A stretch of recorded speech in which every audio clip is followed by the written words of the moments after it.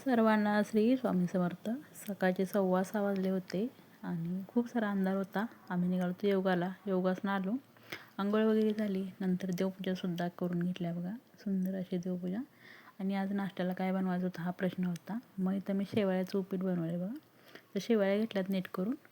आणि नीट करून झाल्या कांदा, मिरची, कढीपत्ता चिरून घेतलं. कढई ठेवली गॅसवर. चांगलं खमंग भाजून घेतल्या. कधीतरी खायला छान वाटतं. खूप सुंदर होतात. शेवाळ्या काढून घेतल्यानंतर तेल घातलं.